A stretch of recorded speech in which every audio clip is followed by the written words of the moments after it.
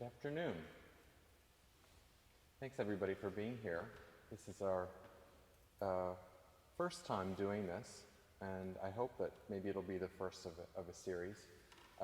This is an informal kind of seminar for you, our pianists, and with some special help from our guest, Fiona, who's going to bring to life some of the string parts of what we're talking about today. But really this is for you, so we'll play a little bit, I'll play some excerpts, I'll talk about some ideas, but please feel free to, raise your questions as they come up. And that will lead to a more kind of lively discussion throughout the afternoon. I think we'll work for about 2 hours, and I'll leave some time at the end for questions.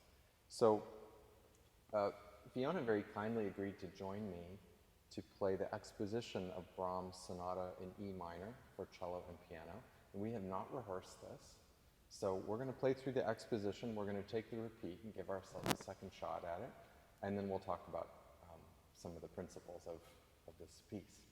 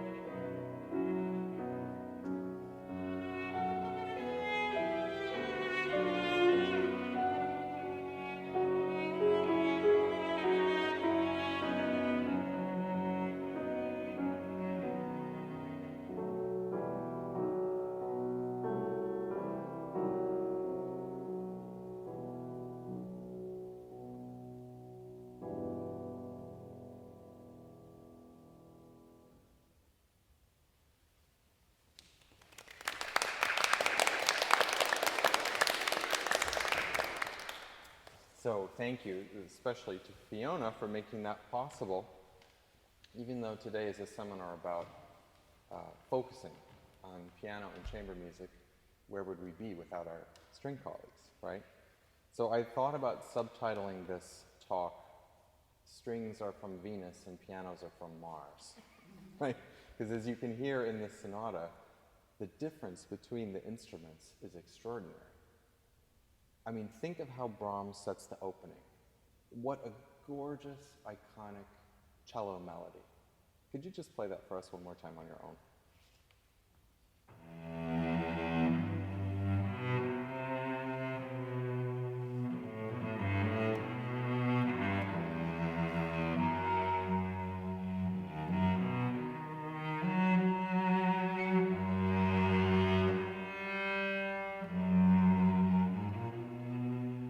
Beautiful. So what could be added to that? What could be better than that? That's the cello at its best, especially the way Fiona's playing it. So it kind of begs the question in a sonata in chamber music. What's the role of the piano? Are we a necessary evil? Is it because we have to be there because Fiona needs some harmonic and rhythmic support? Or is there more going on? And if there's more going on, how do we realize that? I'll get into the piano statement of that theme in a second, but let me start by just saying that I think chamber music is musical conversation, and that usually the way we use the term musical conversation, chamber music, is musical conversation between multiple musicians. I would go a step further and say that it's musical conversation between voices, which can be played by any number of people. And if it's a solo pianist playing Brahms, then it's a musical conversation between those voices, which you're in charge of. Brahms, do you know his piano quintet? F minor piano quintet? Has everybody heard that? Yeah. Do you know that that started as a cello quintet? Like the Schubert that you read the other day? Did you read it the other day? Yeah. So it started like that, and then it became a sonata for two pianos, and then it became the piano quintet as we know it. So what does that tell you about the role of a musical idea, or the substance of a musical conversation, the topic of a conversation, compared to the instruments that have that conversation? It's important, but it's separate. It means that there are musical ideas that exist on their own in the composer's imagination, and then those ideas are cast onto various instruments. And any number of people and any different kind of instruments actually play that conversation out. So it tells us that Brahms thinking a little bit differently. He's not just thinking, oh, this is cello writing, and this is piano writing. No, we're building something together with the tools that we have. So I'll talk about that a little bit more throughout the afternoon, but I just want to plant the seed that chamber music is a conversation. It has a topic, and our ability to enjoy it and follow it is contingent upon the topic being developed as seamlessly as possible between the members of that conversation. So let's go back to Brahms, cello here. So what's the piano doing while Fiona's playing that gorgeous melody? What's this?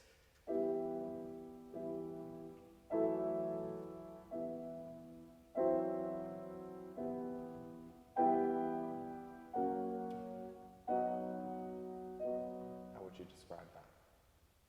Any of our pianists in the audience? Harmony, yes. They're also on the offbeat. There's a slur over both of those chords and dots over both of them. So it's as if, and there's a rest in between, so it's as if he's saying to reach through the rest. The first one probably a little bit more, the second one a little bit less. So it is harmony, but it's also rhythm, a kind of articulation that offsets Fiona's melody, which is very on the beat. Can we just play the beginning for that one more time?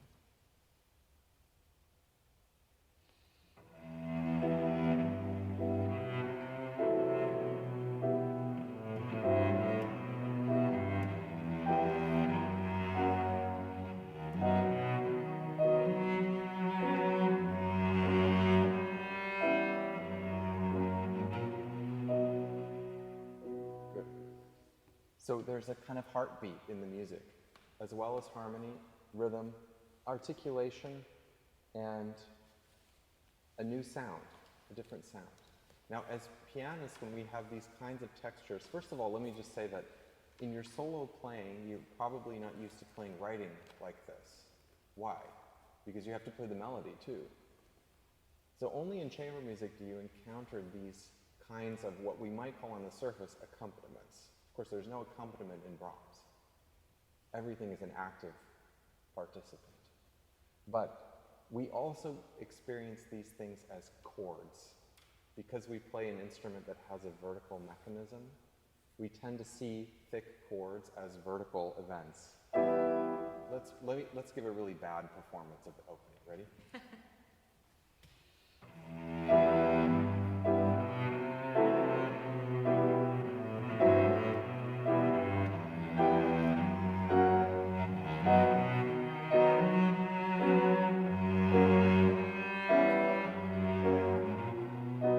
Awful, right? Totally undermine Fiona's ability to play that long, beautiful melody. So what I hope to do in playing this is listen through the rests and not feel a vertical sense of the chords, but actually a kind of tide going in and out.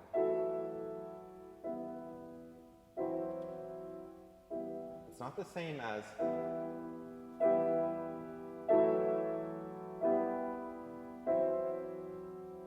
that would be easier in a way, but I want to imagine that as I play the heartbeat. This is not so different from the G major violin sonata. I don't know if anybody knows that.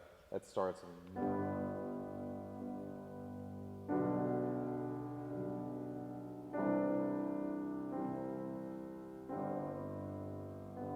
We'll talk a little bit more about chordal voicing and tone color and all of that stuff later. But I want to compare and contrast now the opening statement of the cello with how Brahms presents the melody in the piano. Because there's no way to out-cello this. Can you imagine? If he gave this to the piano. After Fiona plays it, no good. So what does he do? Fiona, can you play with me from after your high, what is that?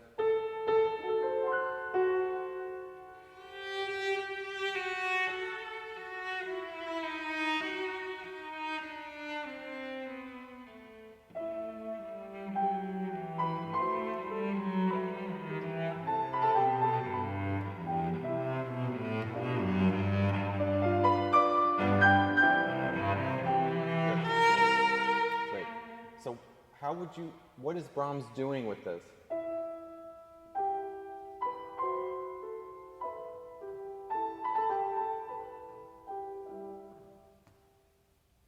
He's showing what the piano can do instead of what it can't. He set it in a very tender, high register that offers a different perspective on the melody, right?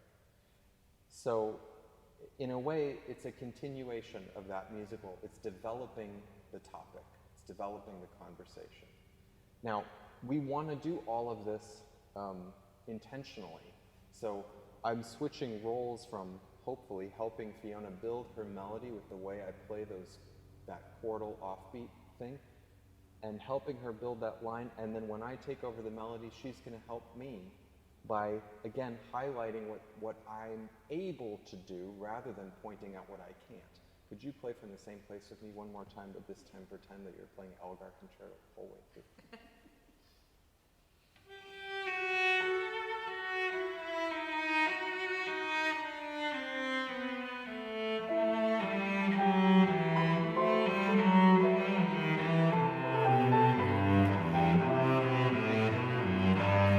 You have no idea how many very fine professional cellists would do that.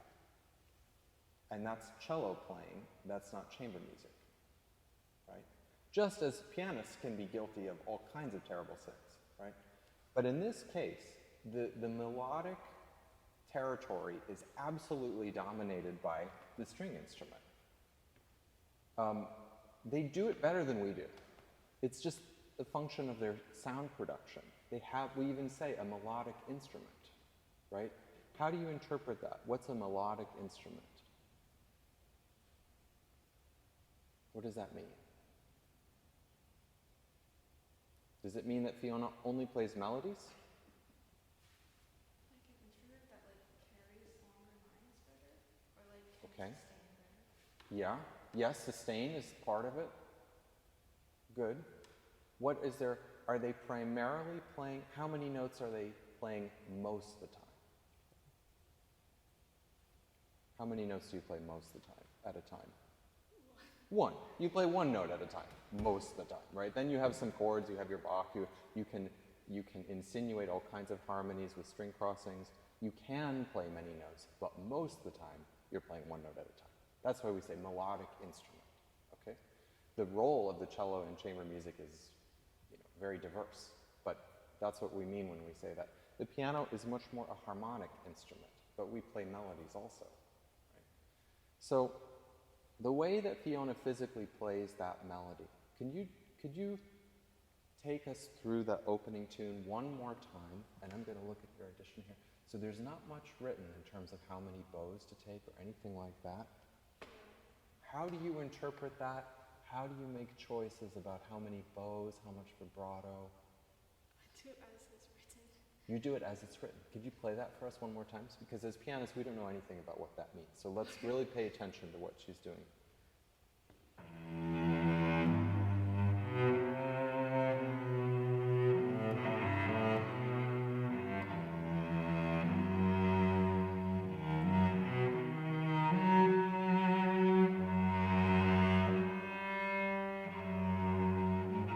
Good. Could you do me a favor and pretend that you didn't see Johannes Brahms here, but instead you don't know who wrote it, and let's pretend that it was a classical piece, like it could have been Beethoven or Mozart. Would that change the way you play that opening tune at all? How would it change it? Or you don't even have to say it, but can you just show us?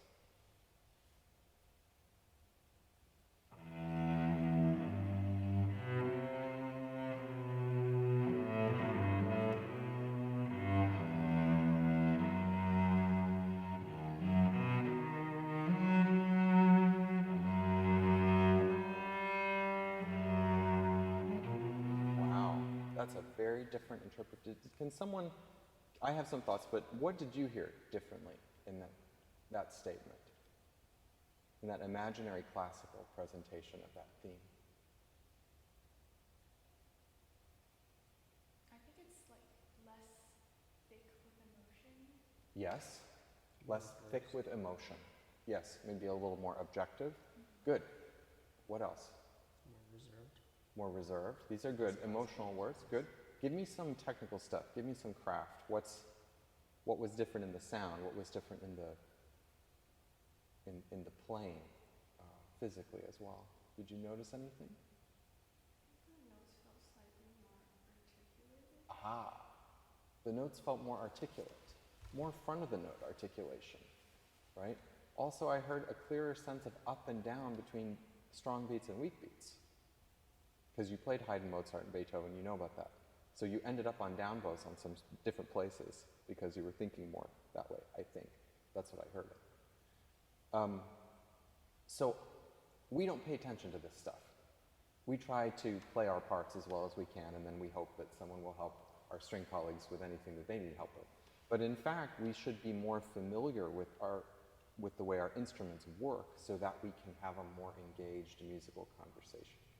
So what Fiona did the second time, maybe the truth is somewhere in between. I actually love the way you did it in the beginning too. But I may say to Fiona, if we were to really rehearse this sonata, it's not possible for me to play that tune with a big swell in the middle of a note. I have to do mine from the beginning, right? So even no matter how much I want to sneak in, there's always a beginning to that sound, right? So I may say, could you, especially on those low strings, could you give me just a little front of the note articulation along with that glorious line that you're playing? So that when I play, it's matching, it's referring back to something that she did, instead of just being, that's the poor piano had to play that 2 octaves up because it couldn't match what the cello did. Does that make sense? That's actually a request you can make of your colleagues, just as they can make requests of you. So you could say to me, could you minimize the attack on that first note as much as possible because I really want it to just sort of come in from nowhere, right? So if Fiona says that, then I'm gonna put the pedal down 2 bars before I play.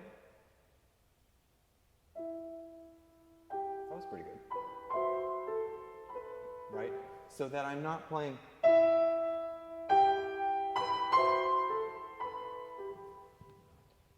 All right, let's take another spot. How about we jump to, oh, this is a good one. Do you have measure numbers? Yeah. You know, could you do pick up to 58? Oh, yeah.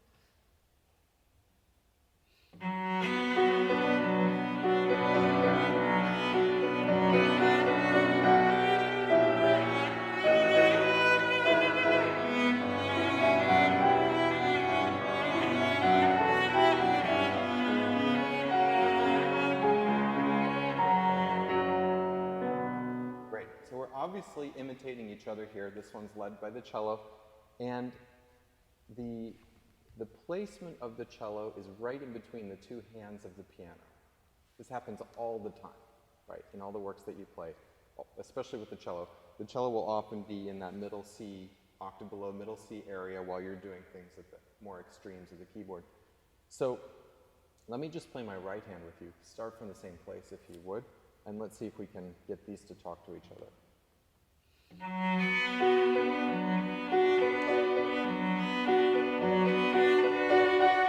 That's great, Fiona. Let's say this time, ta-dee, ta-da-da, that we take it a little bit more from the first note of each gesture. Not an accent, but again, just that little bit of front of the note articulation. And then let's see if we can really shape it to all the way through the phrase so that we hook all those little gestures together to build something.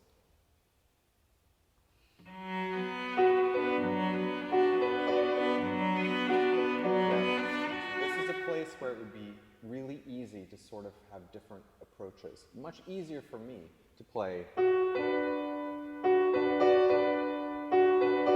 playing sixths, everybody.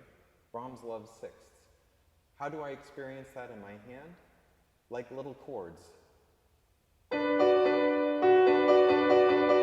Right? That's not the sound I want. But you could help me by maybe playing with a little bit more left-hand articulation through the whole thing. Otherwise, whoa, is going to be difficult for me to match. Right? Let's try it one more time.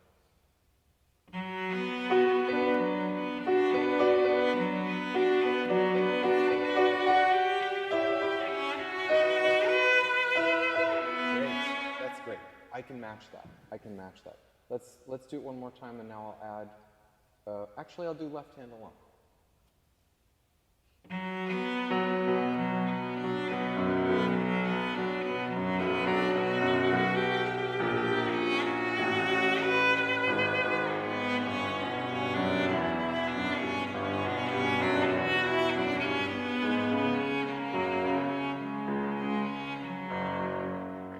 Great. The left hand blends a little bit more easily because I'm not quite so conscious of the hammer, right? That lines up with cello a little bit better. Let's put it all together one more time.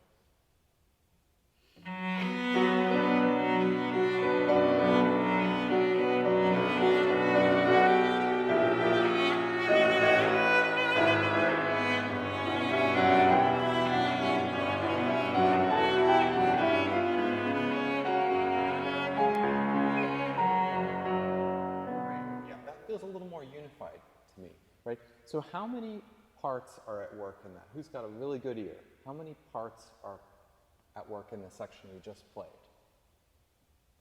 Don't say 2. It's not piano and cello. How many parts? Well, at least 3. 1, 2, 3, right? And then there were 2 notes in the right hand, so 4 voices, essentially. And then it gets bigger. Then there's 5 voices in the piano here. So that means 6 voices when the phrase really reaches its peak. Now, we both have to be responsible for all the voices, even though we don't play all the voices. So when I'm playing here, for example, I'm listening and singing the cello part. So that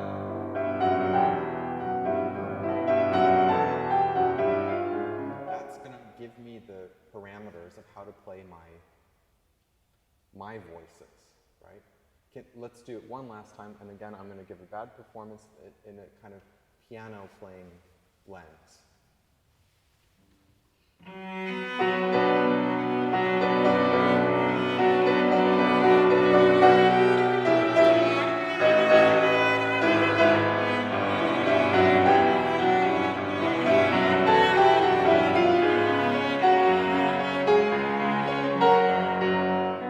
What was wrong with that?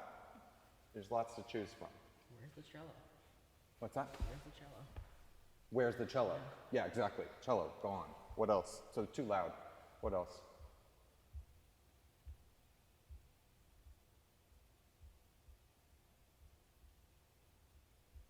Be more specific than volume.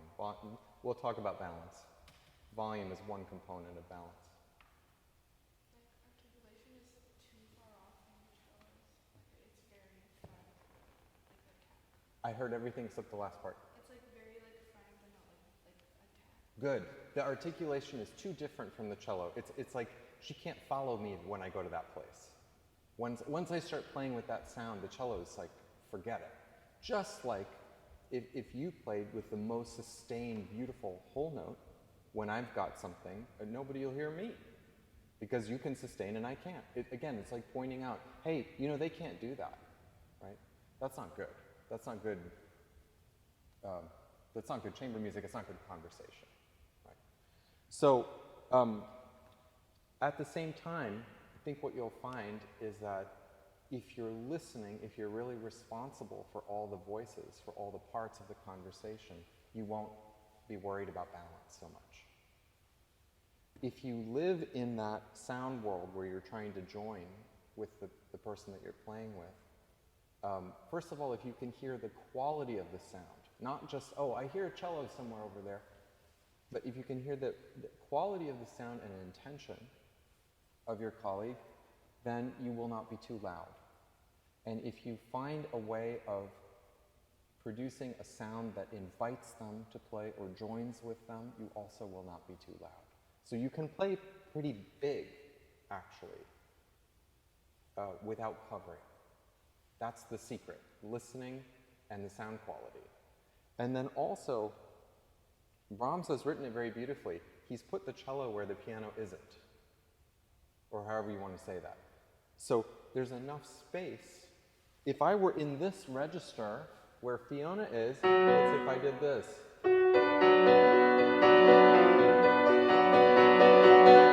Really problematic. But because I get out of the way, she has room to do that.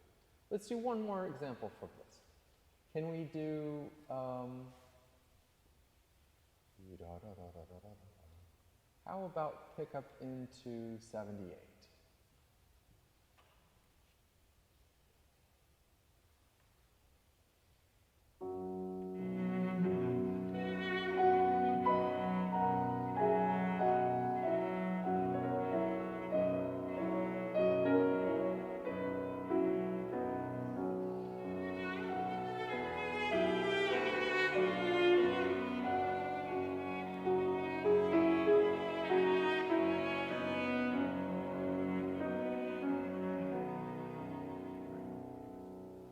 So this closing theme, this sort of lullaby closing theme is fantastic because we're changing roles all the time and we're offset, right? You're on the beat, I'm off the beat. Can we just do that? And I'll leave out the melody for a second, same place. Oh, I'll do my pickups. Yeah, that's right. 1, 2, 3.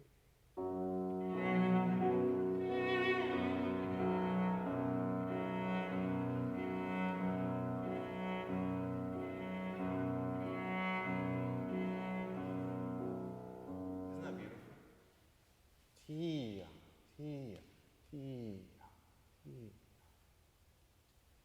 And so the piano statement is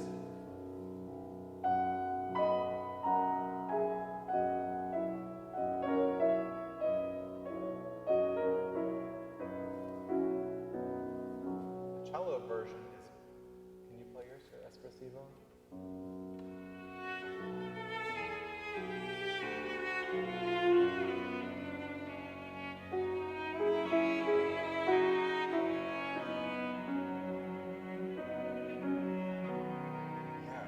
Here again, Brahms shows how beautiful the differences are between the instruments, and then how beautiful it is when they're the same.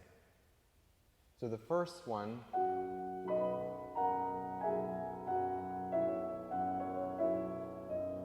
is pianissimo, right? It really sounds that territory. Okay, so this answered by? Sorry,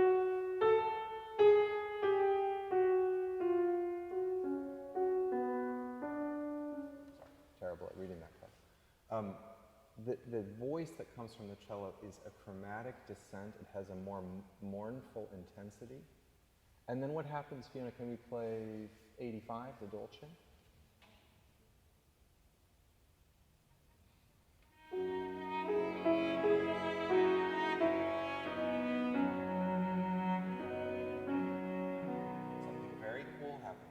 Brahms marks Dolce. He puts the piano and cello in rhythmic unison, and the piano is actually above the cello. So together we're playing these horn calls. So let's do the Dolce one more time, and I'll try and lead the sound. So you put your sound inside the piano sound.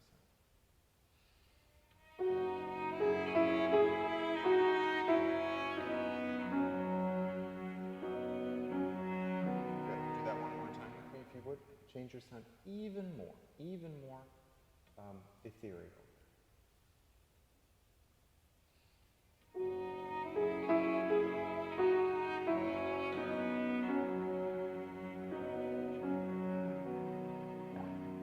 She's good. So it's very difficult for the ear to register that. And Brahms does it, other composers do it, where they give the piano a prominent melody over and above the string, and they switch. Great example, do you know Brahms' B major trio? Have you played it yet? No, I don't think so. Okay, but not the first one. So that's a classic example where the piano starts. No one remembers that, because they say, oh, that cello solo at the beginning of Brahms' B major. But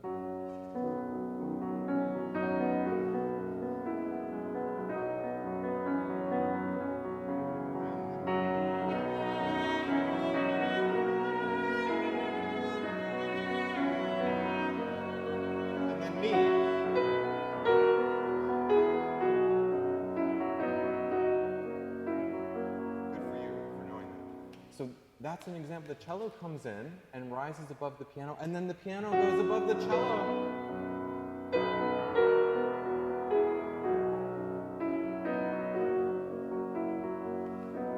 Those little exchanges are the topic. That's what allows the audience to follow the topic. And every time one of those is dropped, the ball is dropped, we have to start the game over. Does that make sense? That's why we're talking about this, because the differences between our instruments cannot run the show. Our understanding of the score, which is our kind of musical script for our conversation, that has to be what runs the show. And then we use our instruments to realize that conversation. However we have to, right? So that's why I started talking about Brahms' Piano Quintet and all the different incarnations it went through, because it's not that it doesn't matter that it's for piano quintet, or that it doesn't matter that this is for cello and piano. This is glorious for cello and piano. But it's not defined only by the qualities of the instruments, right? It's using our instruments like what the word really means. It's a tool. We use our instruments to achieve the musical goal, the musical conversation. And we have a lot of tools available to us to do that. So that's what we're talking about here. Let's do Beethoven, and then Fiona can be let off the hook here, and then continue. We're going to play, at Fiona's suggestion, which I thought was brilliant, we're going to play the less than one-page slow movement from the A major sonata by Beethoven, Opus 69. Does anybody know this? I bet you do.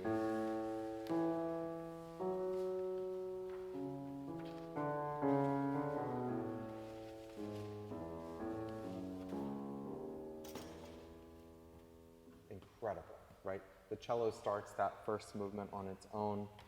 And so in the Brahms, the cello began and set the tone. In this case, the piano begins. And so we'll see how that plays out. Do you want to play just a measure or two into the last movement? Is that okay? I mean, just a measure or two, just to resolve.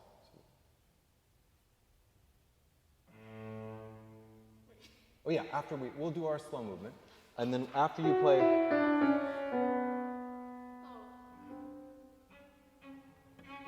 Yeah, when we get there. Yeah, exactly.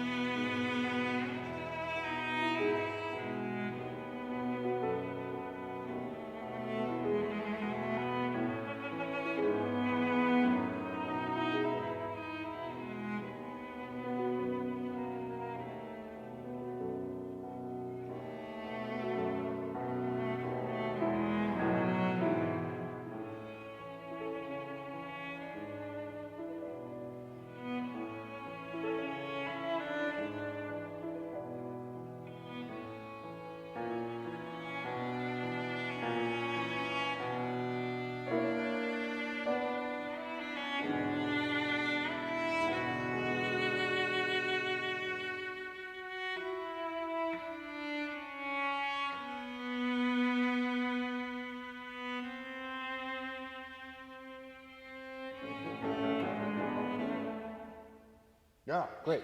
Thank you. Okay, very good, very good. Very good. So this is a little bit of it's a different style, right? This is the early 1800s.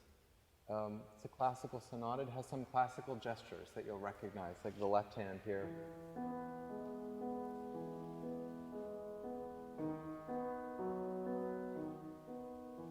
It's important for all of us as pianists to remember that that comes from string playing. Right, that's string crossing kind of writing.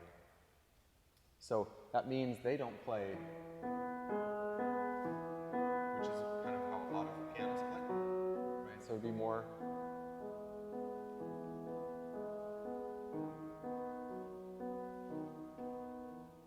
They're not gonna play that repeated note with the same intensity as the changing note because that would be the string crossing. So anyway, and then.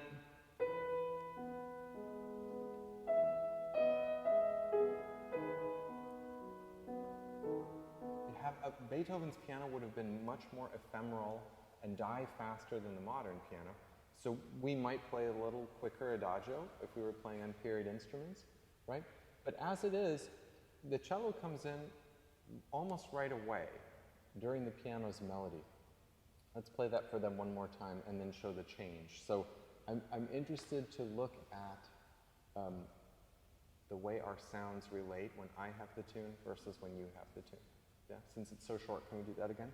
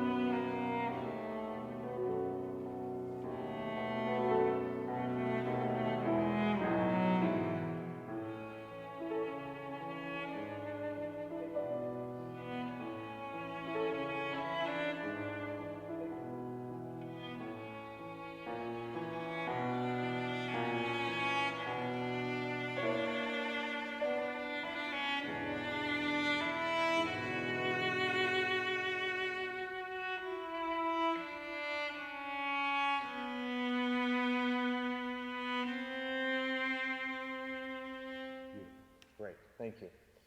So you can see here, Fiona was really helping me build my melody, right? Because here, again, I'm illustrating some of the things that I don't like. So when I say bad, it's probably not right to say that, to say I don't care for them. One way of dealing with the fact that I can't sustain, let's say if I'm playing with a cellist who's less sensitive or who's not paying attention or who thinks that everything that they play is a melody, this happens. You know that old joke, how do you get a cellist to play fortissimo? Right, piano espressivo? No? You don't know that? Okay. So I could fight back. I could fight with her and say,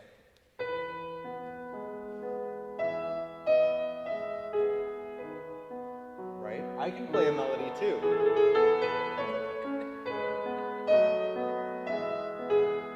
That is going to inspire worse and worse chamber music, right?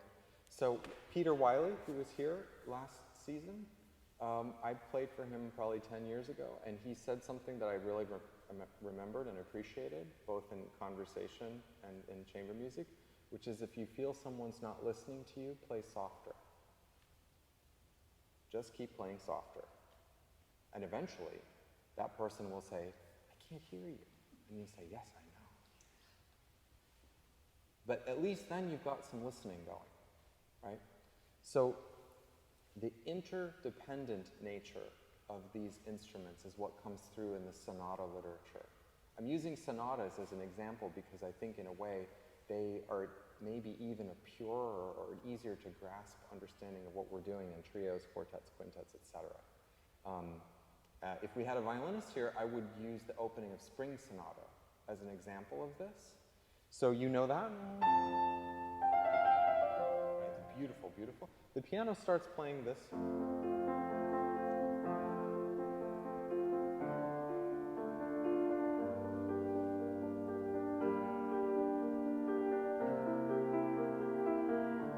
You work really hard to get just the right listening through all those whole notes of the bass, right? So and a beautiful rocking accompaniment while they play it. And then when the piano gets the tune right there, they play. It's like,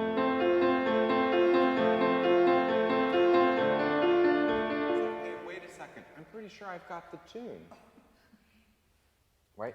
So we're talking about the same musical materials on different instruments, and that sometimes we have to go, oh, wait, right, that's actually not a melody.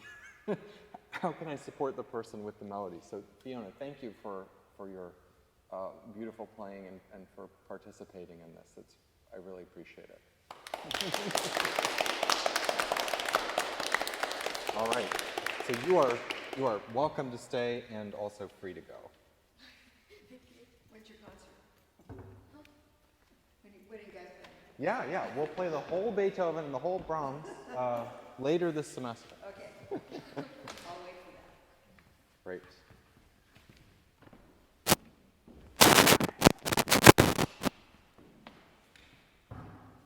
So, I'd like to pivot a little bit and answer the question that some of you may be thinking but are afraid to say aloud, which is, look, I love chamber music and everything, but I'm a solo pianist. And how much does this really affect me? You know, I want to play recitals, I want to play concerti.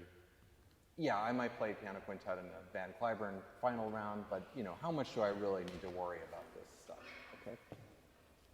I'm here to tell you that all the things that have been discussed so far are absolutely your problems to solve in your solo playing.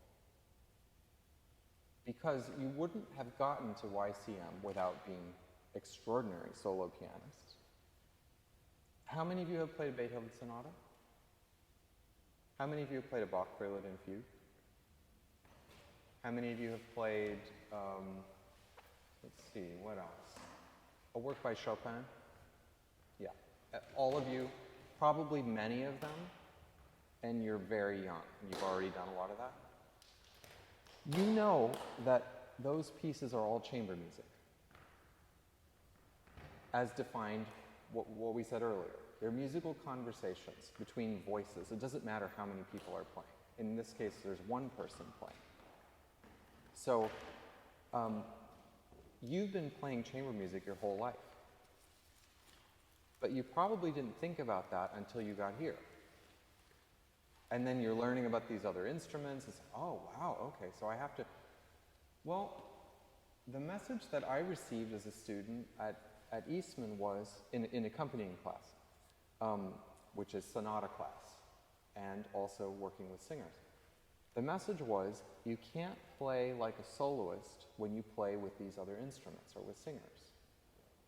In other words, you have to somehow deprive yourself of all the goodies that you get as a soloist when you play with a cello or with a soprano or with a clarinet. And what I came away with was actually that you shouldn't be doing those things in the first place. You should bring all the values of your chamber music playing to your solo playing, because that's in fact what it is. The example I always use is Opus 2, number 3. Has anybody played that? Beethoven?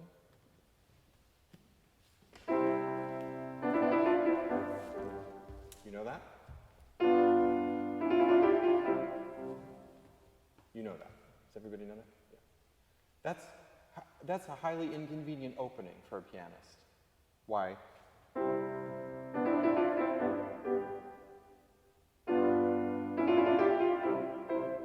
Those are thirds. It's hard to play thirds. So you hear people... No.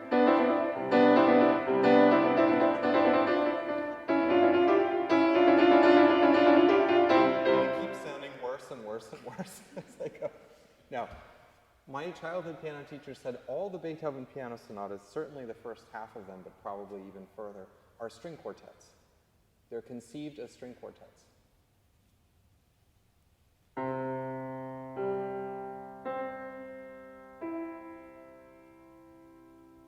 Who's playing what? Cello?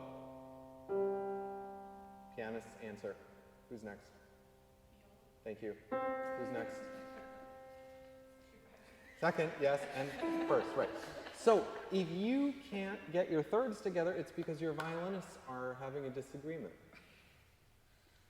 Yes, you have to play them with, although there is a trick fingering if you really are struggling with it, but you have to play it with one hand. But if you think about it instead of a pianistic problem, I've got to play these thirds, you think, what's the gesture? How's the string quartet going to breathe before they play that? Is that an up bow or is that a down bow? Is it... Oh, that's very different from... That's piano playing, right? But this is a little bit central to my point today. This instrument can do anything your imagination can produce. It's only limited by our imagination. Yes, to our physical capabilities to some extent, but the sound changes immediately as soon as I start thinking about a string quartet. Because the two violins playing da da da da da da, there's no technical difficulty there. That's not hard. Placing the first chord could be difficult, but the thirds, not hard. So we all see music through the lens of our instrument. Right? We take on things as problems, and we see them through the lens of our instrument. So something like that becomes a piano problem. It's not. It's a musical problem. It's an imagination problem. Right?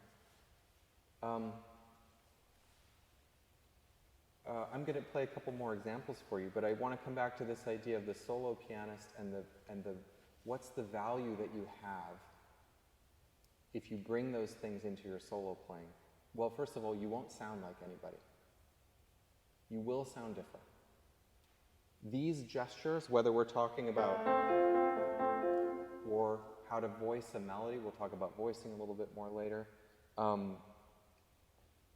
Some of the gestures that I'm going to demonstrate in a Schubert in a second, all of these things run through the entire solo piano literature. You think this isn't a string quartet?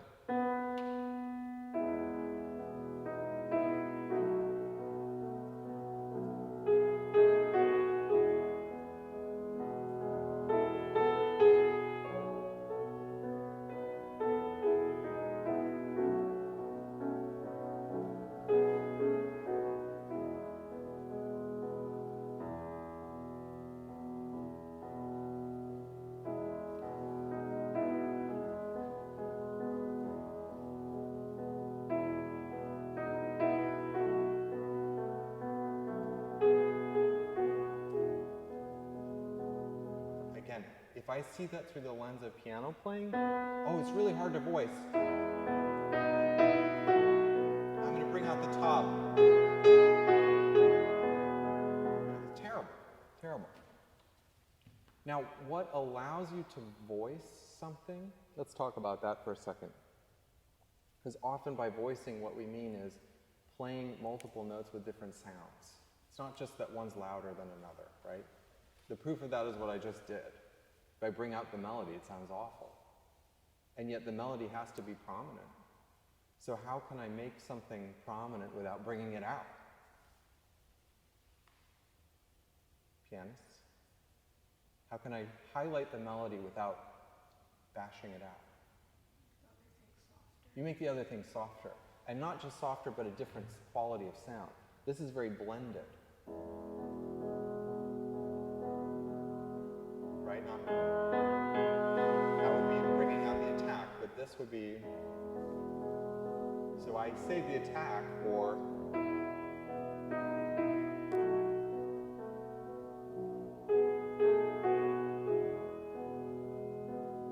Now, how about this?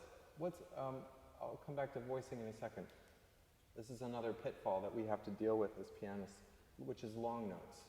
Every time we play a note, it starts to die, right? So if I do...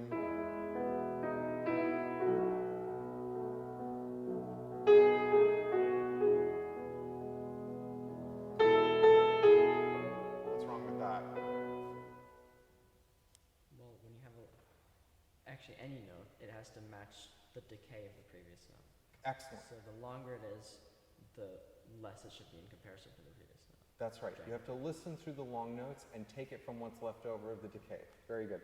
So that keeps the listener's attention on where the sound is going instead of the beginning of it. Instead of the knocking of the hammer, it allows them to think,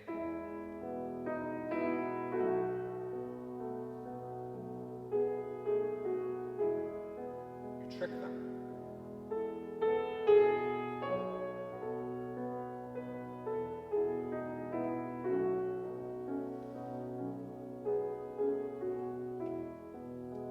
Avoiding pointing out to them, oh, there's a hammer that's going to hit there, right?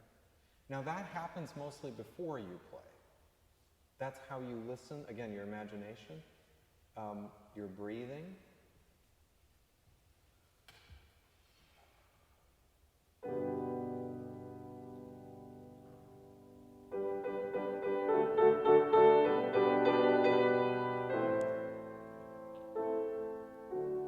That's an exhale, right? If I tried to get that voicing and go, it's okay, but it doesn't sound like Beethoven 4, right? Opening of Beethoven 4 is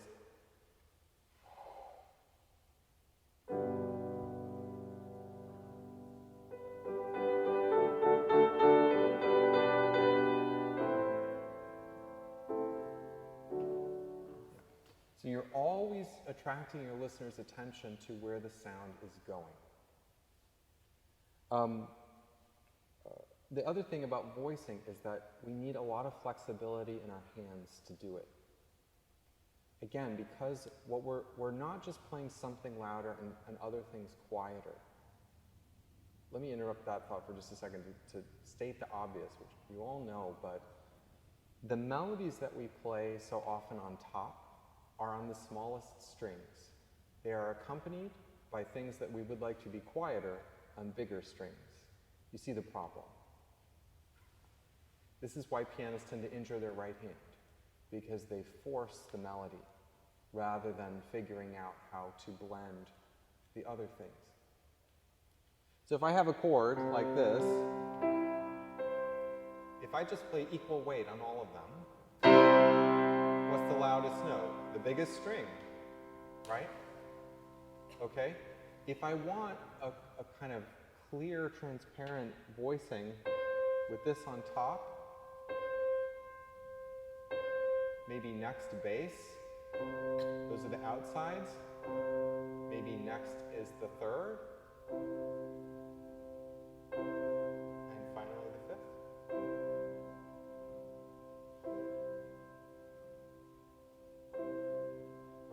That's a very different sound than that. So, how many people, I know I'm preaching to the choir here, but how many people have ever encountered someone who questioned the possibility of all of this on the piano altogether? Have you ever heard anybody throw shade on the piano? There's a very, very fine violinist who shall remain nameless, who once said to me, you know, I'm always amazed by what the piano can do with, you know, within its limitations. And I thought, wow, this is before we played our recital together, you know? It's like, this is about to become a solo Bach recital for you. I'm going to use an example to demonstrate this imagination, and then we can go to a couple other places, and then I'll take your questions. So I thought I would do, I'm going to steal an example from Gerald Moore, a great English pianist who was really famous for his work with, predominantly with singers and with some instrumentalists, but he was really one of the great, he would say accompanists. That word has sort of fallen into disuse, but the whole title of his memoir was Am I Too Loud? So that tells you something about his life working with different musicians as a collaborative pianist. So there's a great recording of him. You can find it on YouTube. It's a lecture. It actually came out as an LP, probably in the 50s. And he talks about a lot of the things that we're talking about, making music together, and particularly an emphasis on song. And he uses the first of Schubert's Die Schöne Müllerin as an example of this. This is a strophic. First of all, does anyone know that song cycle, Schubert? No, that's okay. You'll recognize the tune, I think. It goes like this.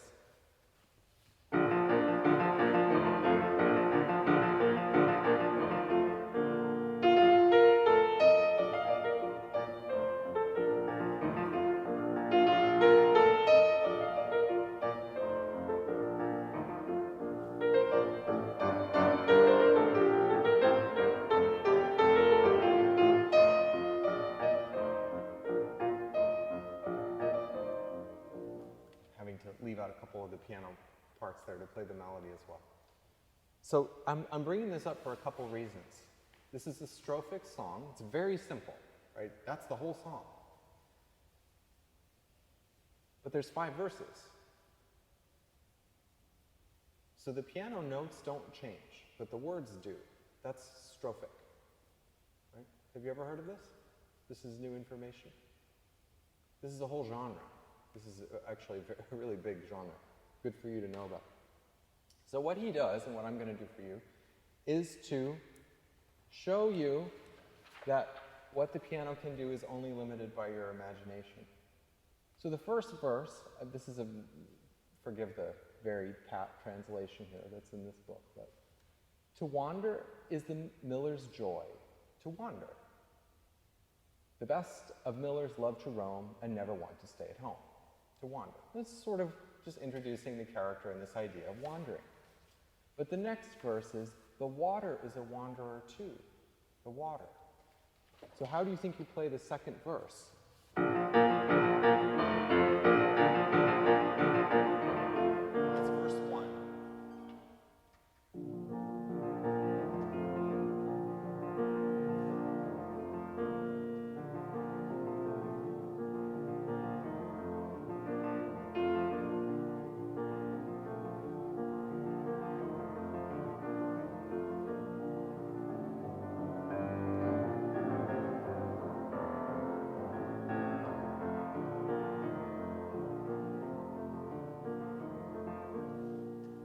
So the same notes I played the first time. The next verse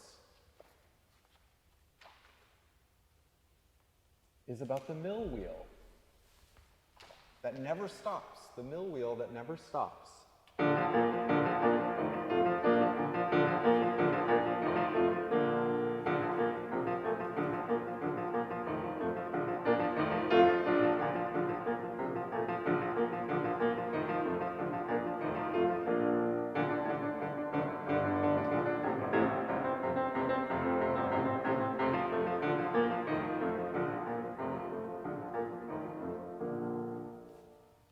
The next verse is about I want to get it right.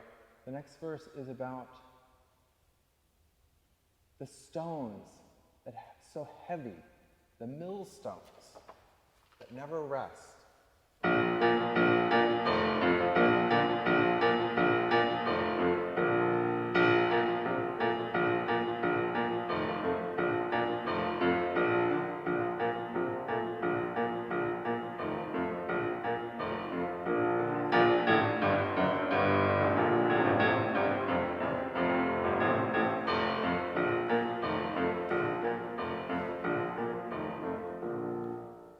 Yeah, isn't that wonderful?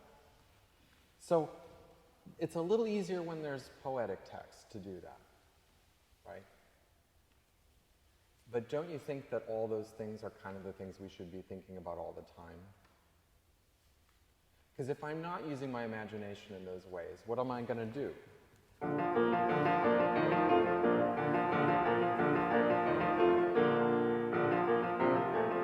I wish I had a melody to play. It's nothing. It just doesn't mean anything. So, again, you may be thinking, well, I don't know that music and I haven't worked with the singer yet and I'm not sure what that has to... Every Schubert piece you'll ever play is relevant. That is relevant to it. And which composers wrote song? Which of the composers that you know wrote songs? LaDeur. All of them. All of them. So if you're wondering what something means in one of their pieces, you might go to one of their songs and see how they set that poetic text, and then come back to your sonata and say, hey, that sounds really familiar. You know, when Fiona and I were playing this,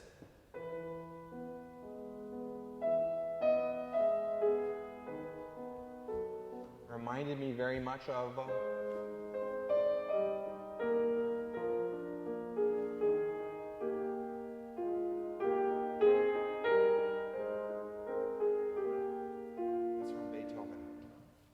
Die ferne Geliebte, the last song where he says, take these songs, because we can't be together, but if you take these songs and sing them, then the divide that separates us will vanish. Right? So I might think that. That was written after the cello sonata, but not by much. So when we're playing the cello sonata, I might think, oh, maybe that's a little bit like, you know? I can't prove it, but there's a Schubert example that's really good too. I'll play it in the right key. You know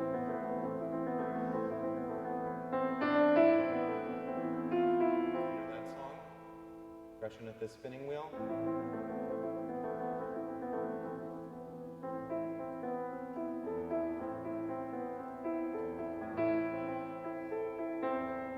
What's that, Fiona? The Rosamunde Quartet, right, exactly, right. So when you hear that music, isn't that sort of desperation, hopelessness, that's just... So, okay, what's the point of playing an instrument? We're talking a lot about imagination and how your imagination can transform your playing, right? And I've demonstrated a lot of different sounds. What's the point of playing an instrument that you're always trying to transcend through your imagination? Isn't the piano nice just as it is? What's wrong with it? Nothing's wrong with it. It's fantastic. It's incredible. But there's something about this instrument that's a little bit like a filter. It will do what your imagination asks of it. And if your imagination doesn't engage it, it will just sound like hammers hitting strings. None of you fall into that category. You're already way past that, but you know what I'm talking about. Yeah? Does anybody have any questions at this point?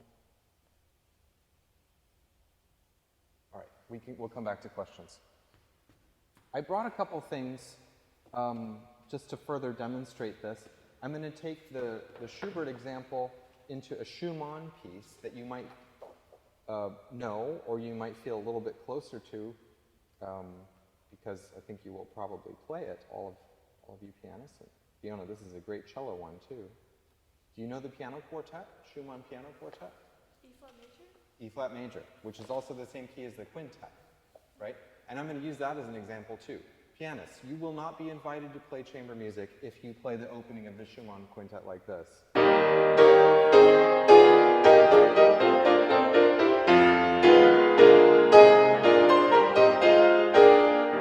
Awful, awful, awful. But it's forte, and there's an accent on all those notes. I don't care. Right? Music, this is where we get back talking to music and using your instrument to achieve music. I'll look at that for just a second. Allegro brillante, forte, accent on everything. Yeah, okay. So does that mean there's no line? There's no shape? There's no harmony? No. So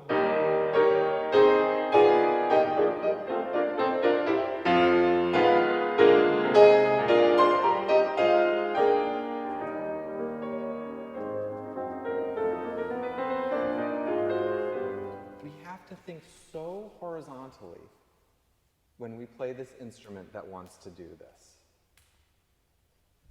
Let me make an important point while we're talking about this. Chords for pianists mean this. But what does it mean in every other context? When multiple notes sound at the same time, how does that happen when you don't play the piano? Like in orchestra, for example. What does it mean when there's a giant chord in orchestra? Multiple voices. Yes?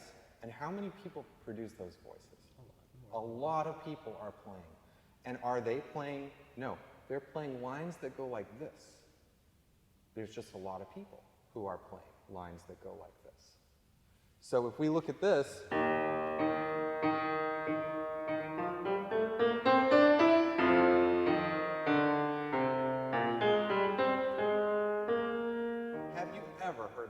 at the beginning of the Schumann quintet?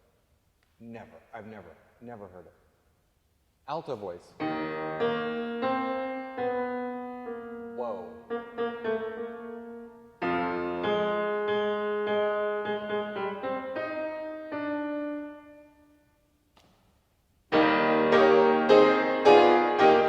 Forget it.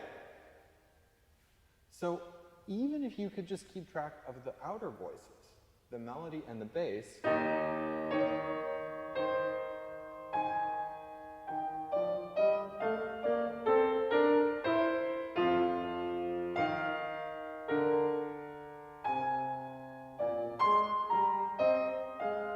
that's already a lot of information.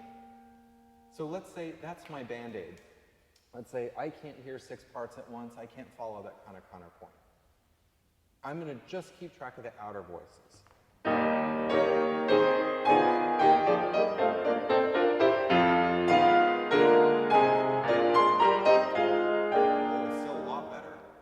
Still a lot better than the first one.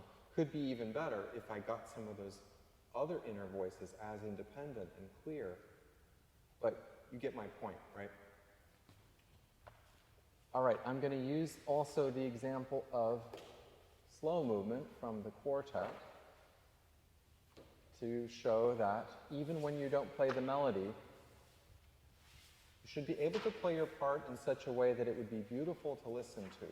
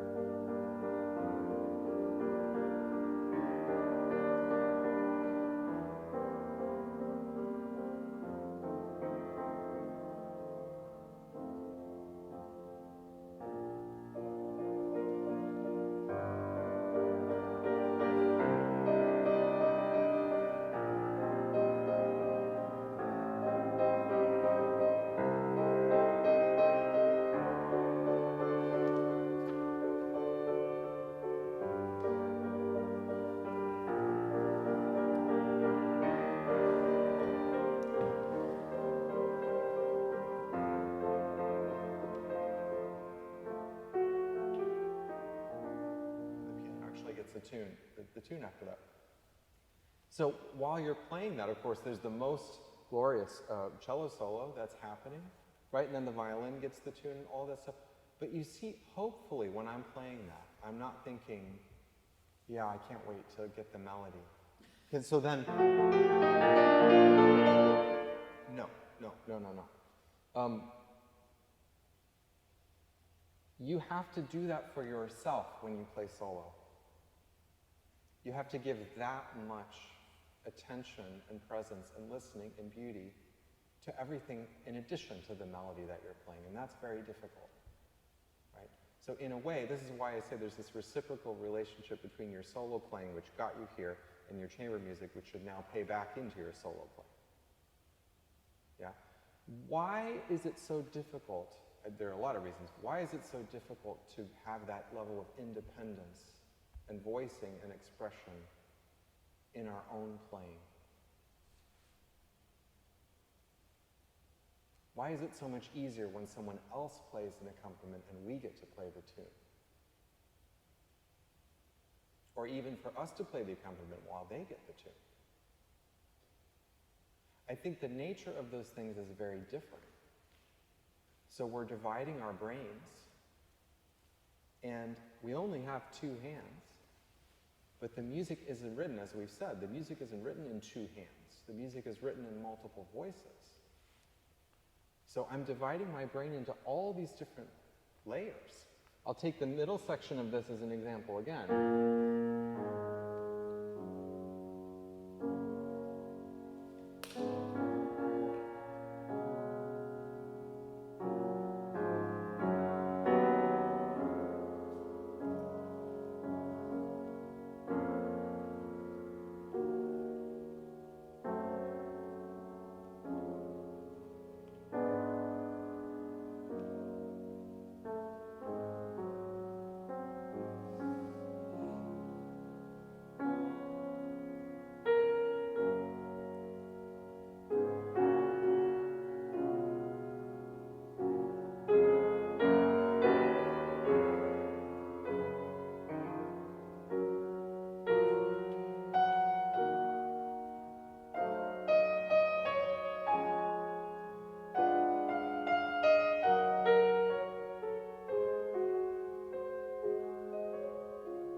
By the time I get the tune, I've already been playing a four-part chorale.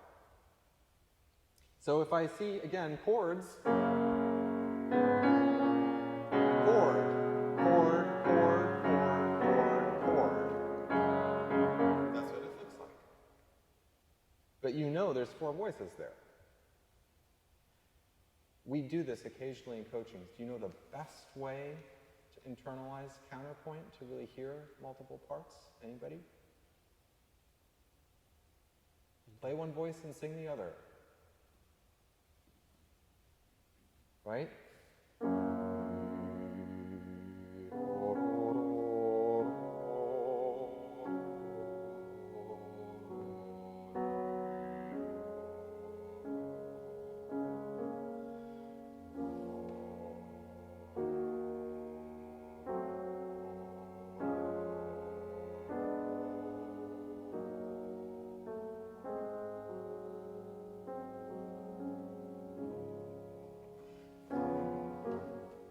What you'll find is that simple bass lines are very difficult to sing and play.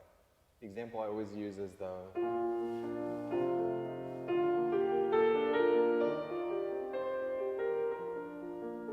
Mendelssohn, D minor trio. Some of you played that for your auditions. You know what that bass line is?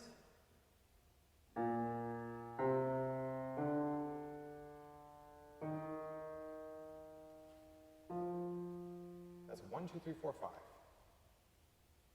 So while you're worried about,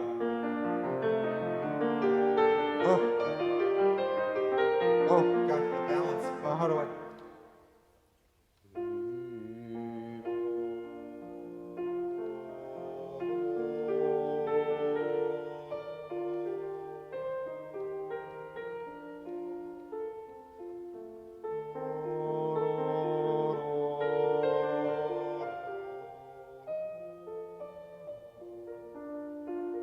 Then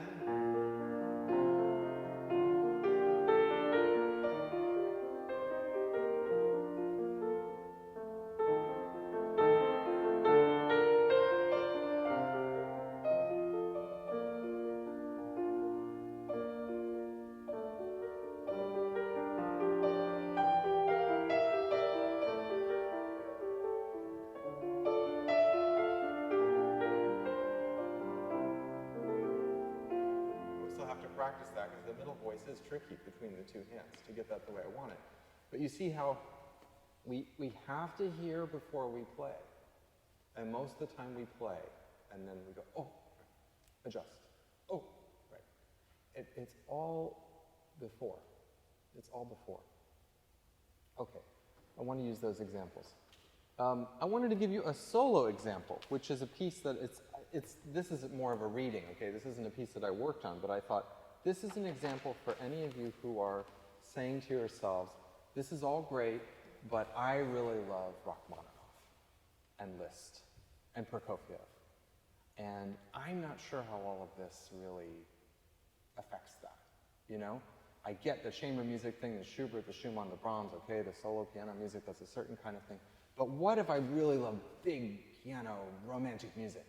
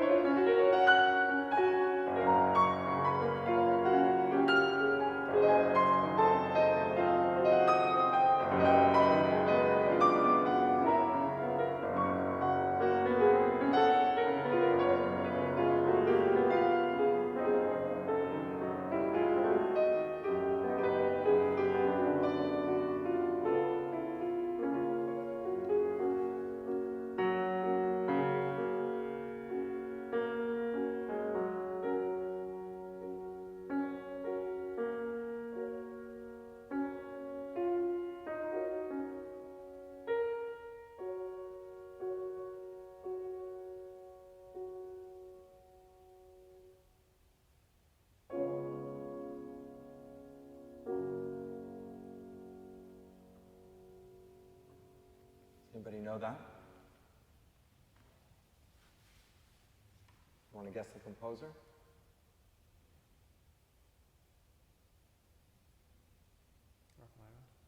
Rachmaninoff. That's the last prelude from Opus 23. And if you really want to hear what that sounds like, listen to his version. It's one of the great piano recordings, certainly one of his great recordings. And part of the reason why it's great is because it sounds like he has 10 brains. it is so independent. It's so free from any compromise of, oh, this is hard. It is hard. Actually, the more you work on it, the more you see it's really hard. You don't hear any of that in his performance. It's all music. And so when you look at the beginning of this, you see a lot of chords again.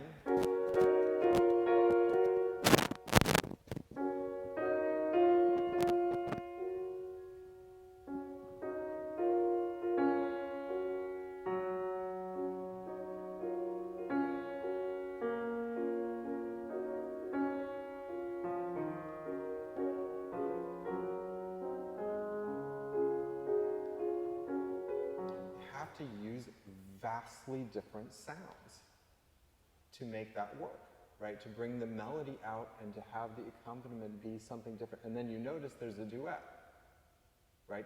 He starts to bring in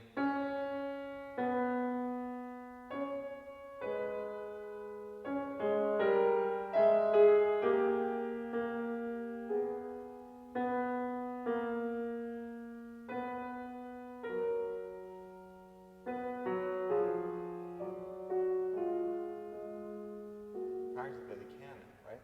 And then at the return,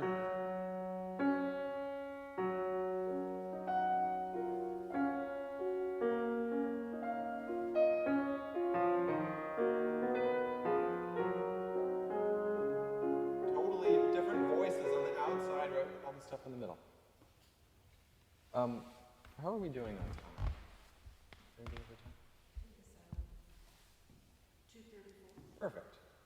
So I want to talk for just a minute about some nuts and bolts, and technically, and then we can do some questions, and then we'll be done. I find myself saying to many of my students the same things, which tells me that it's not just one person, it's not just me, and some of the things that I find myself repeating a lot are a variety of technical tools that create different sounds. I miss that a lot of the time. And it's for good reasons, for all the reasons that we're talking about. It's so much easier to group things together and play chords and these figurations with two hands instead of thinking of all the different voices. But in a very practical way, I think it means a couple things. I think this nuance, this palette, this wider palette of sound requires more refined, smaller muscle movement and balance. And so when we feel nervous, often we tighten up and we try to control something. So it makes it really difficult to voice in a beautiful way, right?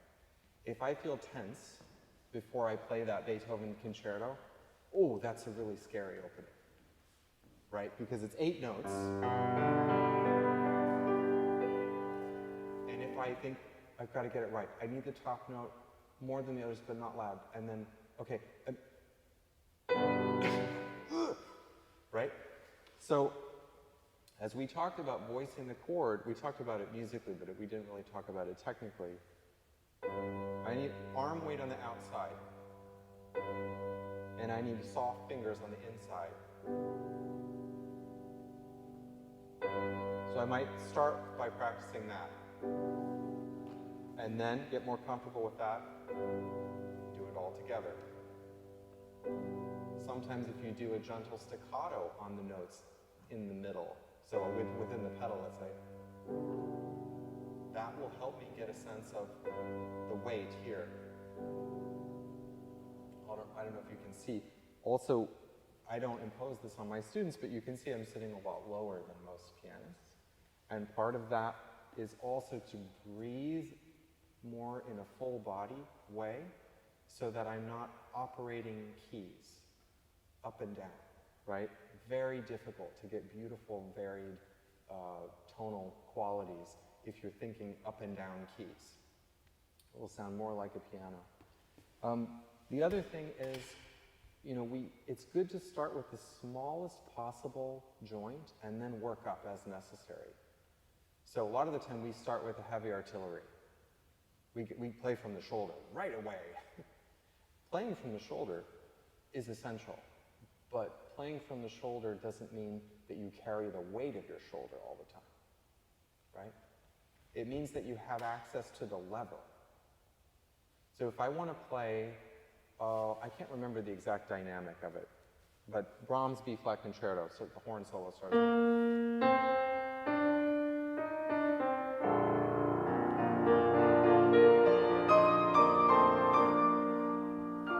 think it might be mezzo piano.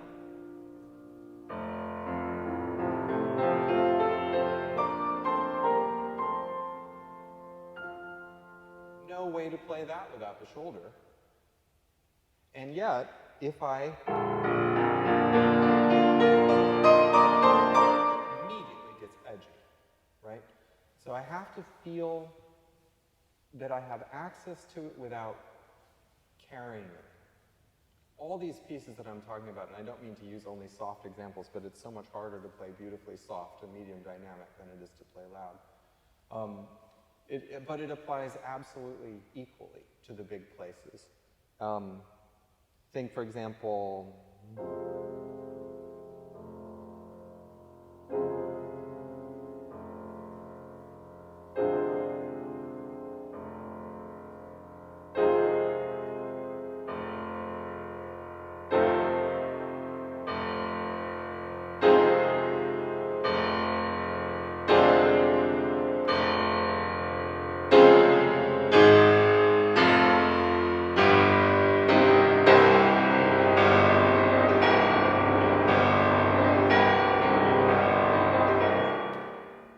that's loud.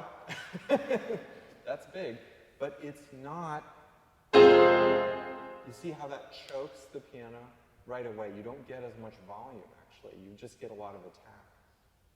Okay? Other thing I want to say related to, is everybody working on a concerto as well? Sort of? You have auditions, so you're not thinking about that so much, but you are. Which one are you learning? Tchaikovsky. Great. Good example.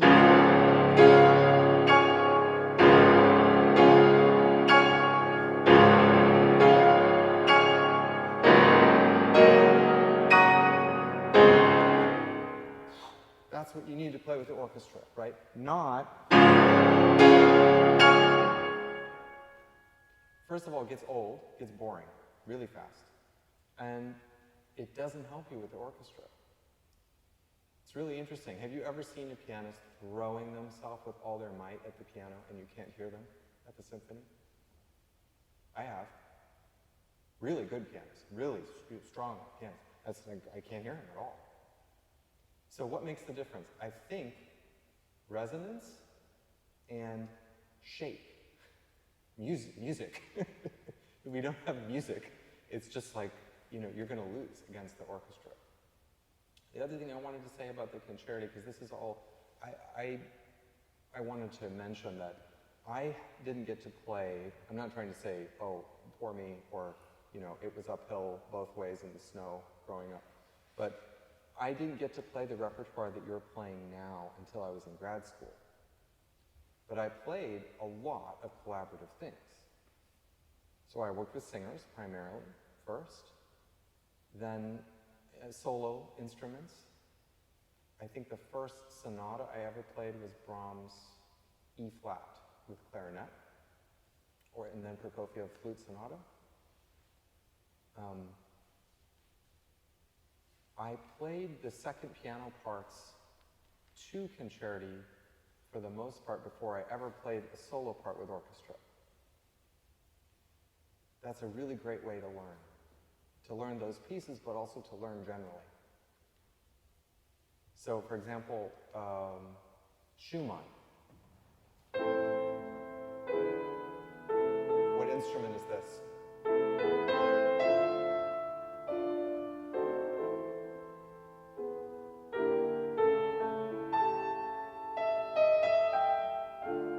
You know? It's an oboe.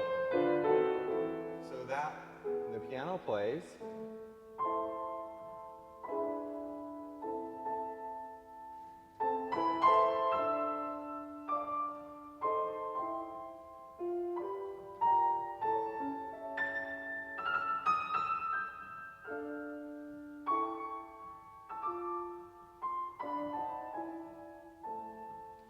have a completely different sense of that solo because you know you're not the oboe. But if I'm just sitting there waiting, oh, here's my tune. I'm going to be a good pianist in voice. So everybody hears the melody.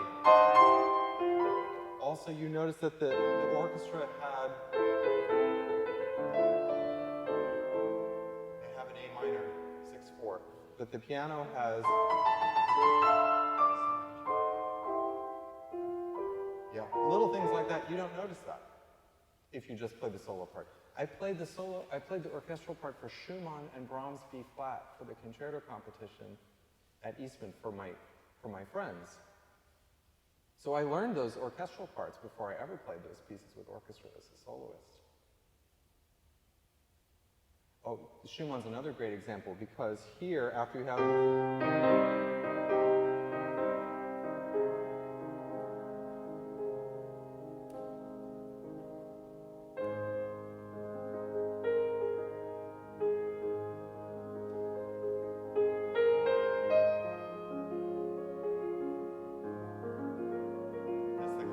solo. You played back and forth with the clarinet there, right? Because clarinet is the closest he could get to clara. Get it? You play that differently.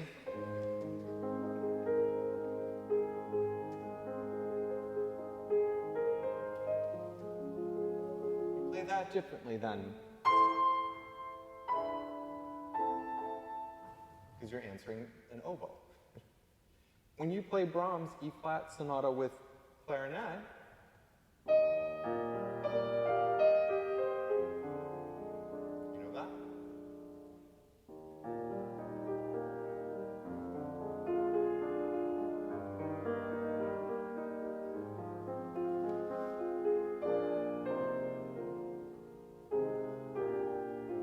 I play that with viola.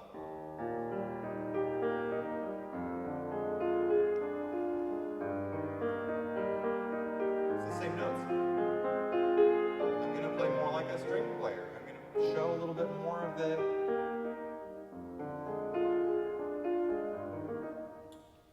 So I had all those experiences before I ever played a Mendelssohn piano trio or Brahms or anything like that. I went all the way through undergrad. I tried really hard. I had weird stuff. I had Poulenc oboe and bassoon trio and, you know, I don't know, random stuff. I wanted to play what you all are playing. In the end, it kind of worked out because I had been forced to use my imagination in terms of what the piano could do so much that by the time I got to play the Mendelssohn and the Brahms and the Schumann and all the core repertoire, I was already familiar with that. So when I played my first performances of some of these pieces, though I shudder to think, I was playing them with people who had been playing those pieces longer than I'd been alive. Mendelssohn D minor, you know, with Ian Swenson, first time. Brahms piano quintet with Bonnie Hampton, first time. Franck piano quintet with Robert Mann, first time. Dvorak piano quintet. I mean, these, yeah, like I said, it's hard for me to believe looking back on it, but I do think that part of what allowed me to do it was some of those other experiences, questioning the literal acceptance of, well, that's the piano and that's what a piano does. You play enough orchestral reductions and other things, you have to engage your imagination. You have to learn how to try and sound like other instruments at the piano. Okay, the other thing is, by the time I was your age, I had already amassed a not insubstantial collection of historical recordings.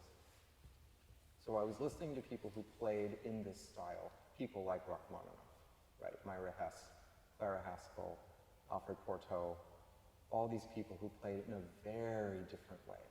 People today, on the whole, tend to play in a little bit more homogeneous style, and the old pianists play with a lot of dimension. They're not afraid to bring something way out into the foreground and have something back here and then have them move around. And so it's not this sort of surface beauty. Actually, Robert Mann used to call those people smoothies. They're so smooth, which is great.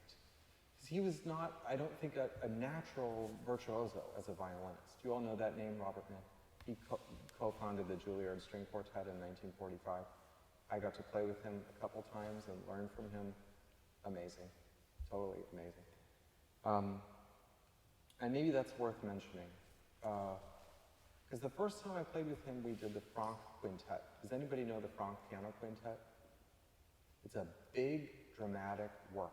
I'll take you through the beginnings of all the big piano quintets. Ready? We did Schumann. What's another one? Brahms. Starts with as a piano trio.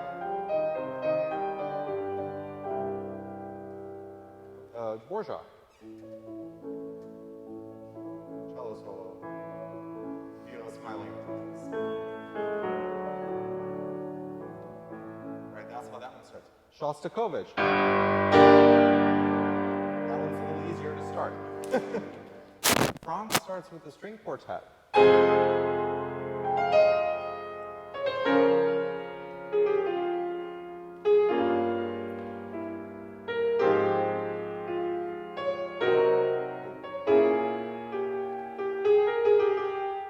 And the piano comes in.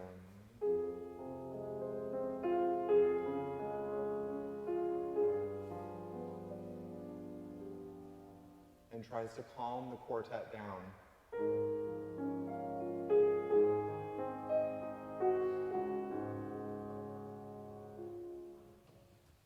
What I learned from working with him, this man who had played thousands of concerts, right, with his quartet and then as a guest teacher, and I was prepared. People said, you know, he's really tough on pianists. They put the fear of God in me before our rehearsal. And I thought, okay, he's really tough on pianists. What does that mean?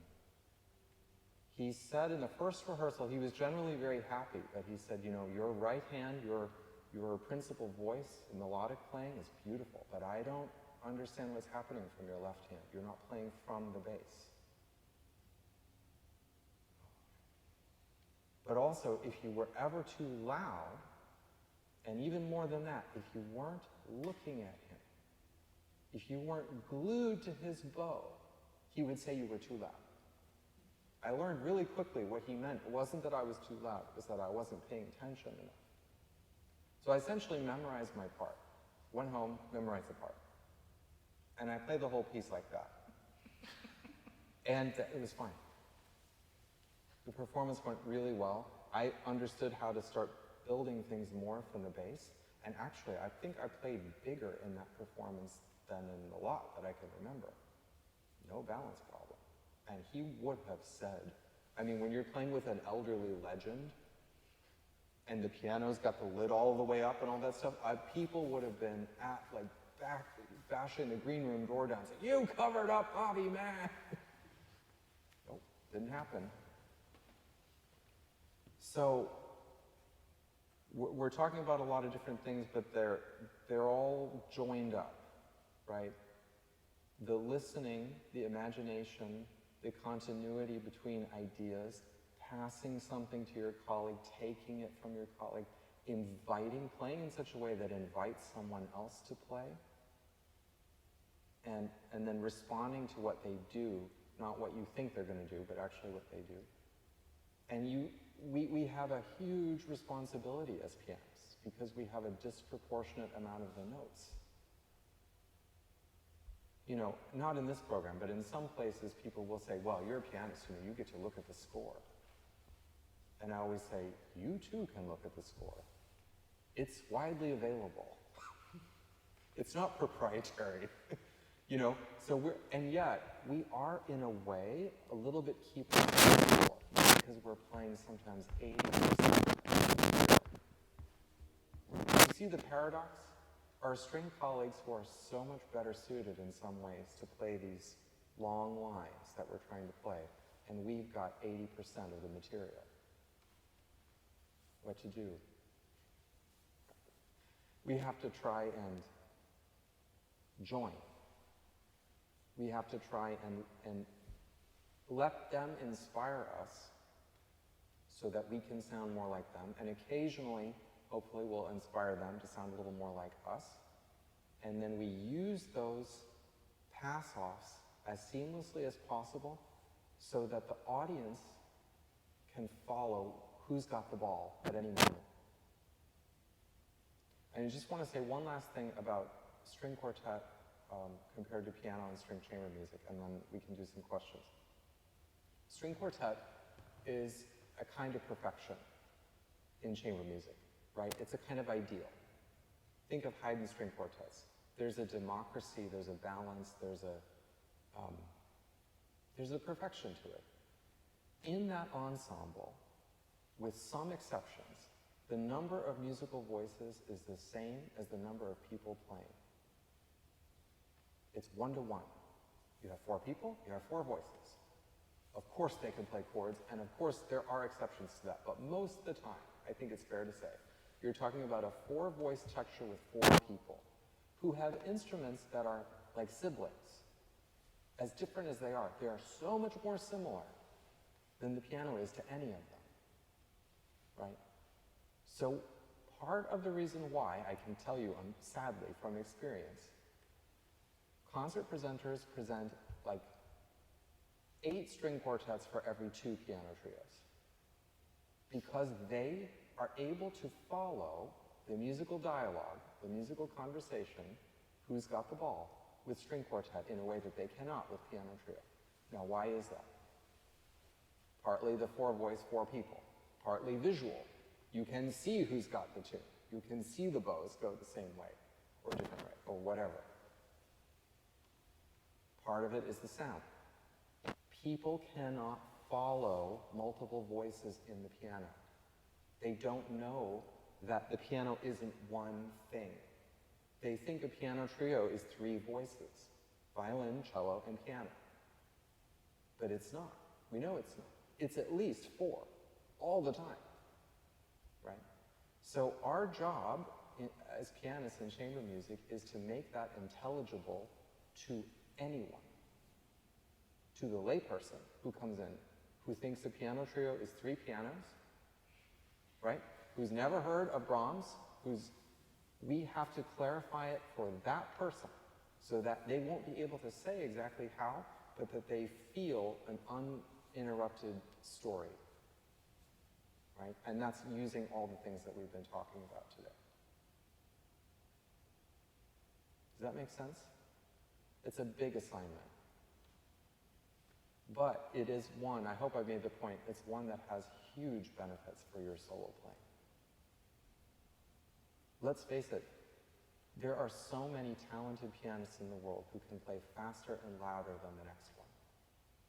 And I think you're already at this point, but it's good to aspire to something more and different than being the next fastest and loudest. You know, there's nothing wrong with fast and loud, but there's so much more to music. And there's so much more to the piano. And even there's so much more to really virtuoso piano playing. It's rarely just fast and loud. Okay. Questions? Thoughts?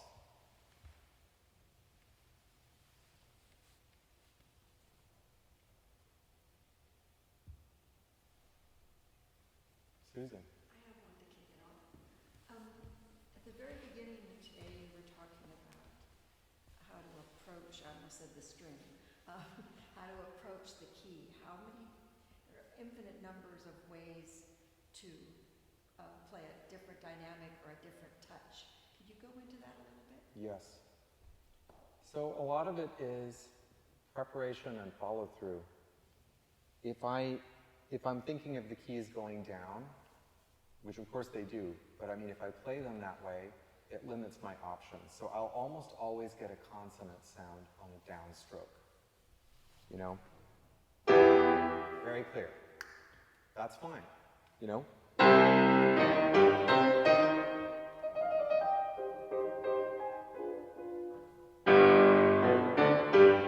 It's fine. If I want something that's more like a vowel sound, which I think is harder to achieve and very important in chamber music, sometimes it's helpful to think of the key going up.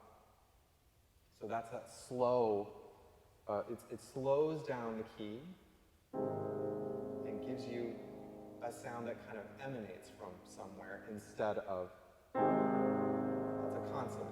It's not loud, but it's a consonant sound. So the preparation, you have to have a little flexibility and be in motion in order to do that. And again, the balance of the hand, which is what we were talking about with the voicing, will also change whether we really hear a or more of an O or an ah sound. But again, I would say it's limited only by your imagination. So you have to want something as well as try and figure out how to produce it. In terms of just some practical things with the approach to the key, though, oftentimes our fingers are not participating because we're using them only as weight receivers. So I make my hand in such a way so that I can let arm weight go down. But if I have, this is what I think I started to say earlier about the start with the smallest joint and see how much you can get done there. See how much the fingers can accomplish on their own, right? I was going to use another Schubert example that I forgot about, but maybe this is relevant.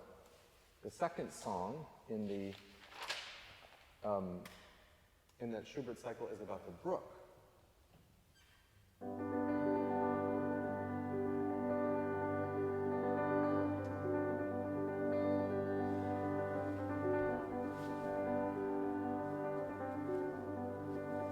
Barely touching the keys. I mean, that's all just this.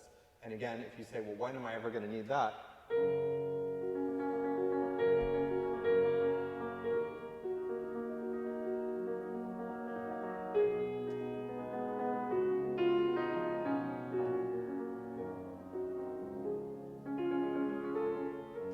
That's the kind of touch for that. So we start with the fingers, right? And even when I'm playing big chords, forte, having a little flexibility there will keep the sound from getting harsh. Then, up to here, when we're doing Beethoven or Haydn or Mozart, where there's a lot of this kind of activity,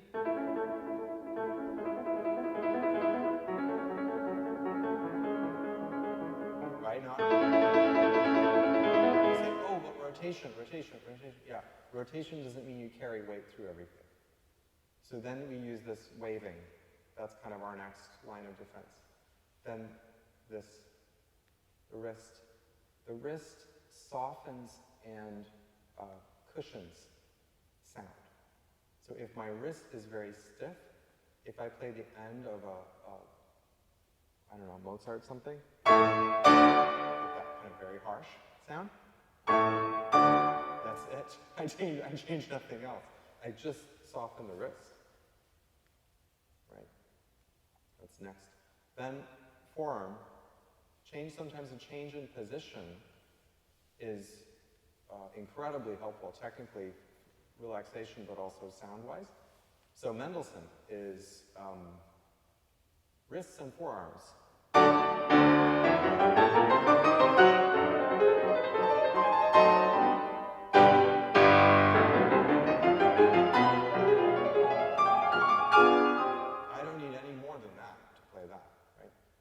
So that's this. And then lastly, shoulder, which is for Brahms.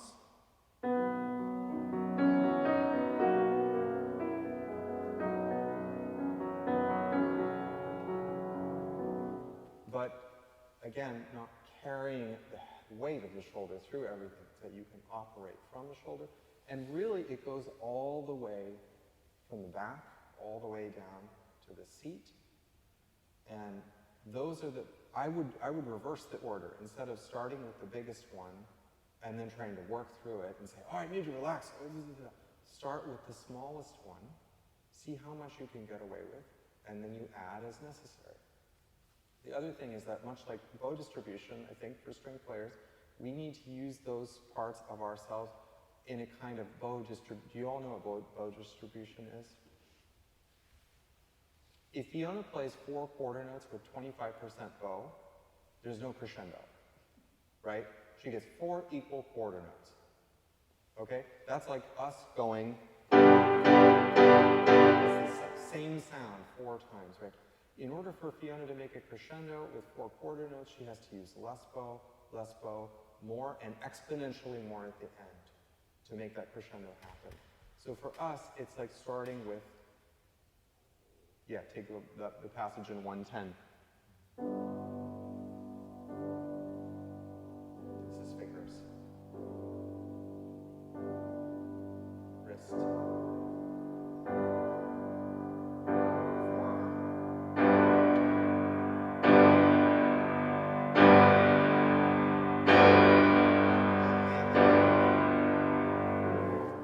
Only at the end you get the full arm. But I'm talking about within a single phrase. There's usually one point in a phrase where you would use your whole arm, your whole shoulder for the peak. That's it. You don't carry it through the whole thing. Yeah? So we should think about the way we use our resources much more, I think, like string players do with their bow distribution. And vibrato, I haven't really talked much about pedal. You know, you have to practice without pedal. Just learn everything without pedal. And then in chamber music, very broadly, if you pedal after you play, that's a good idea. That will keep things from getting soupy, so that you're coloring the sound that you made with your foot. You're not putting the foot down as a matter of course and then playing. That's how you get all the extra resonance, right? Unless that's what you want. If you have a slow movement and you want to create a lot of resonance when you begin, take the Brahms B major slow movement, I would, as soon as the scherzo was done, I would put my foot down. Both feet down, actually, so that.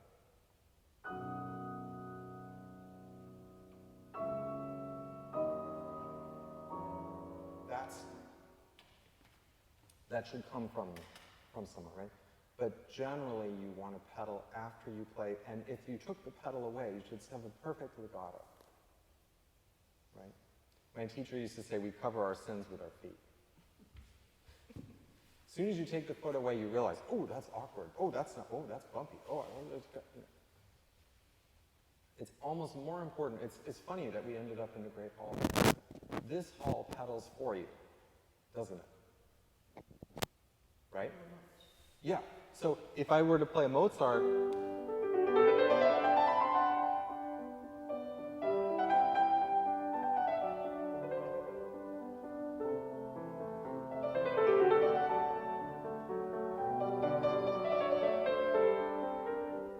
almost not pedal, the whole opening solo in here. It's done. Yeah. So flexibility and attention to all those different places and some kind of strategy when you're building a phrase. You'd be surprised how much you can get out of those small joints, and the flexibility really goes a very long way. Very, very long way. Yeah. Good. Anyone else?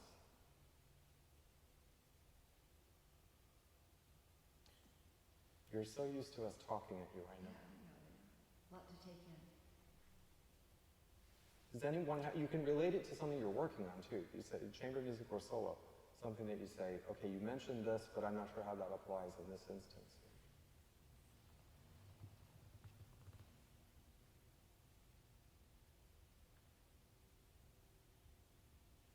It would be wonderful to have part 2 sometime. And they'll bring their friends.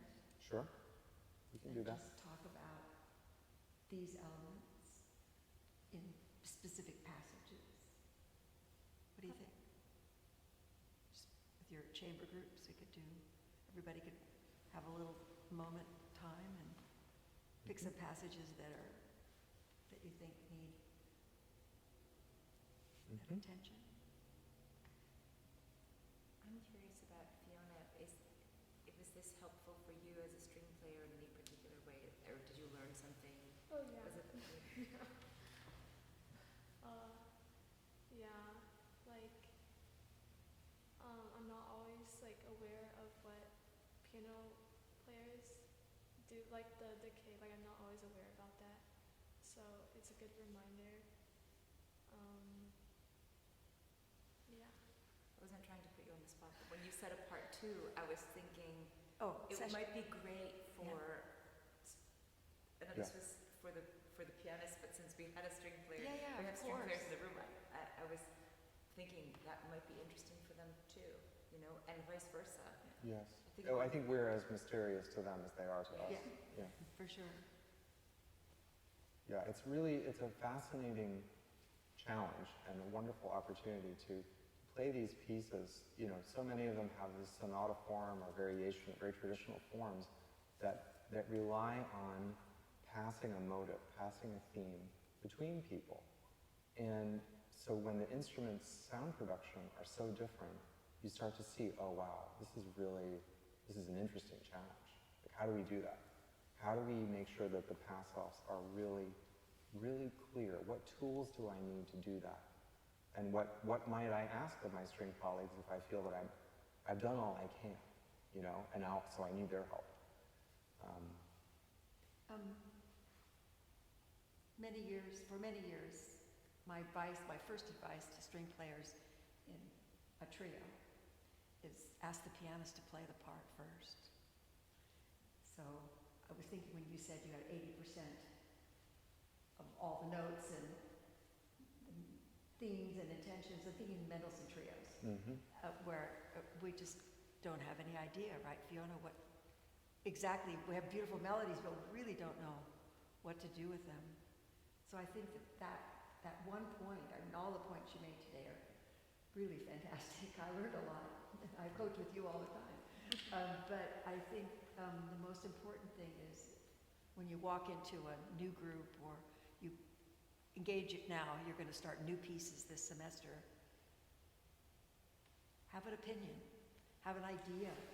Use any of the things that Jeff, about, you know, what you should be doing with your part, and the strings will listen more closely and they'll be more attentive to what you're doing, and it'll come together faster.